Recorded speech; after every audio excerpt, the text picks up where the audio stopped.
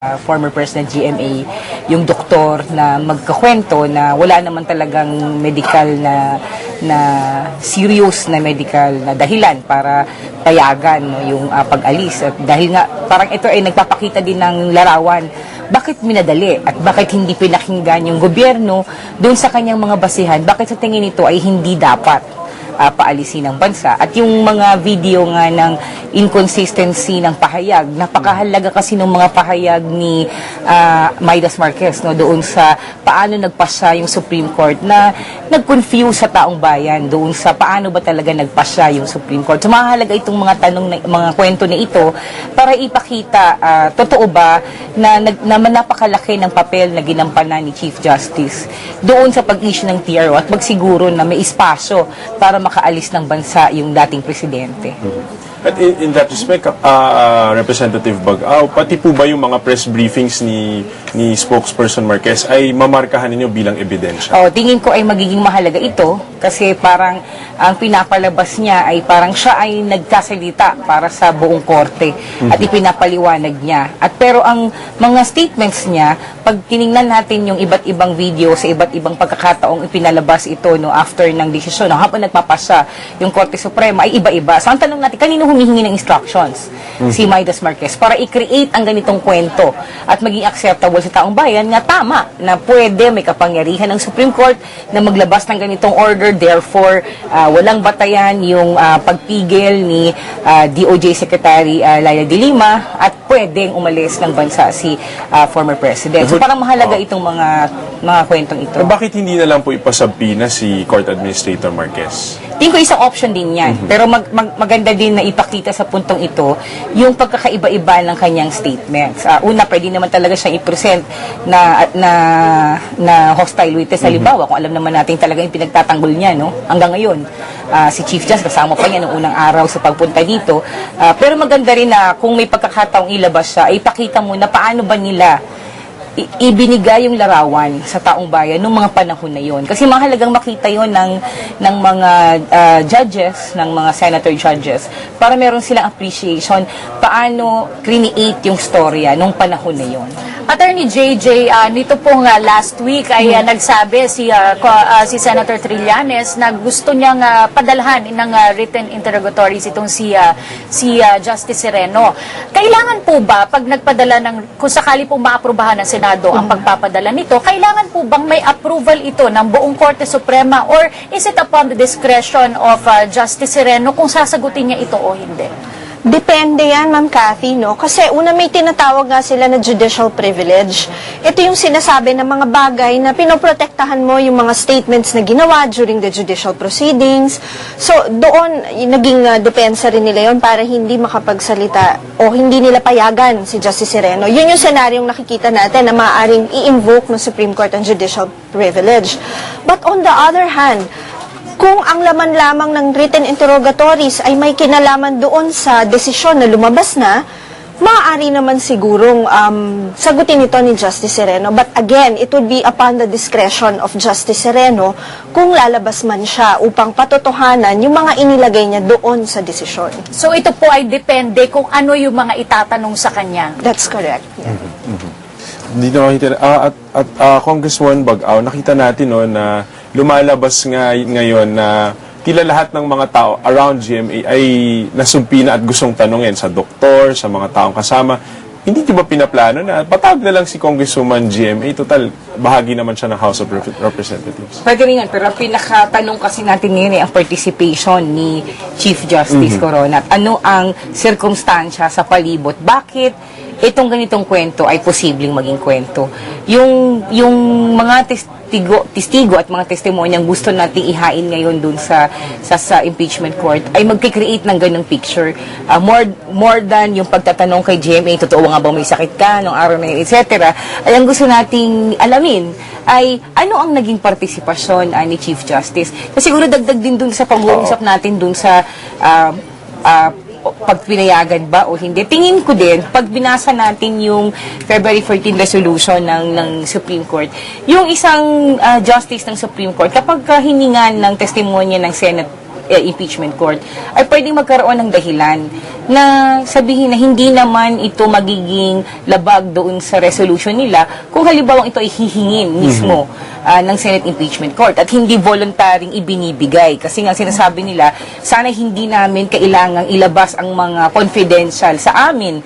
Pero kung sa isang impeachment court na alam natin na mangangailangan at mahalaga ang testimonyong ito para alamin kung ano yung mga facts, ay tingin ko ay hindi magiging liability ito para sa isang membro ng Supreme Court kung sakaling sagutin niya. Alright, maraming salamat po Congresswoman Kakabag-Aw and Attorney JJ, makakasama ka pa namin sa ating programa. Samantala po ay tumungo na po tayo sa session hall ng Senado kung saan mag-uumpisa na naman ang panibagong araw ng impeachment trial ni Chief Justice Corona. Nagpapasukan na po ang mga senator judges sa loob ng session hall at panuurin po natin ang Day 24 ng paglilitis.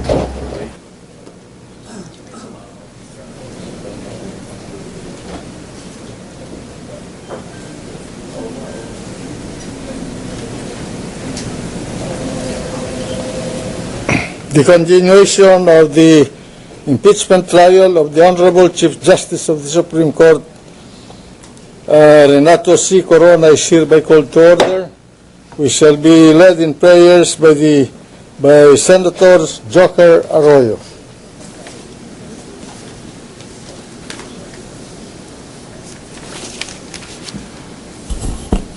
Heavenly Father, as this impeachment trial rolls on its 7th week, with every evidence presented and every position argued by both sides, we pray that our minds, the prosecution, the defense, and the Senate remain unencumbered, our bodies unexhausted, and our spirit unweary. May the gift of the good Lord descend upon us, so that this impeachment trial will reach its rightful end towards peace, justice, and the unity of our nation achieved. This we ask through Jesus Christ our Lord. Amen. Amen. The Secretary will now call the roll of senators.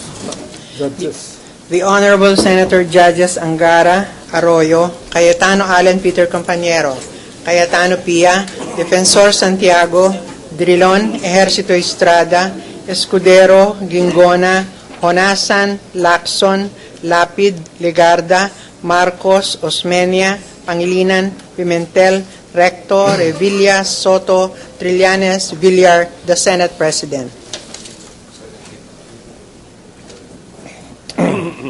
There being 17 senator judges present, the presiding officer declares the presence of a quorum. Judge, floor leader. Mr. President, may I ask the Sergeant at Arms to make the proclamation? The Sergeant at Arms will now make the proclamation. All persons are commanded to keep silent under pain of penalty while the Senate is sitting in trial on the articles of impeachment against Chief Justice Renato C. Corona. Majority floor leader. Mr. President, I move that we dispense with the reading of the February 23, 2012 Journal of the Senate sitting as an impeachment court and consider the same as approved. Is there any objection? There being none, the February 23, 2012 Journal of the Senate sitting as an impeachment court is hereby approved. Calling for the impeachment case. Case numbers Secretary will now please call the case. 002-2011 in the matter of impeachment trial of Honorable Chief Justice Renato C. Corona. Appearances, Majority floor leader. For the prosecution, Good afternoon, Mr. President, and the honorable members of the Senate sitting in impeachment. Same appearances for the prosecution. Mr. Noted. Defense. For the defense, Your Honor, the same appearance. Noted. Majority floor leader. Mr. President, before the business for the day, there is a pending motion from Senator Trillanes for the service of written interrogatories on Supreme Court Associate Justice Maria Lourdes Sereno. The issues were discussed earlier during the caucus, so may we ask the Senate President to make The, the ruling. the motion of the gentleman from Caloocan and Bicol to use the remedy of written interrogatories to get the testimony of the Honorable Justice Maria Lourdes Sereno of the Supreme Court has been withdrawn. Adjourn the floor, Leader. Mr. President, last Thursday, we received a letter from the Supreme Court Clerk of Court requesting that Mr. Eric Borlongan and Mr. Christopher Doliente be excused from testifying as they will be asked to testify on cases which are pending before the Supreme Court. We agreed that this would be also taken up in the caucus. I believe we have discussed it fully in the caucus, Mr. President. The chair has instructed the clerk of this court to take this up directly with the clerk of court of the Supreme Court so that we will not take any action that may affect the check and balance and separation of powers in the government. So ordered. Thank you. Leader. Mr. Presiding Officer, magandang hapon po, Mr. Presiding Officer. Gentleman of the prosecution. Thank you. May we be allowed to make a short manifestation? Please, go sir? ahead. Thank you, sir. Last week po, February 2020, Monday, pumunta po dito dalawang officers ng Korte Suprema upon the subpoena of the Senate President for them to appear here and every day thereafter until discharge. Dumating po si Mr. Borlongan at si Mr. Doliente.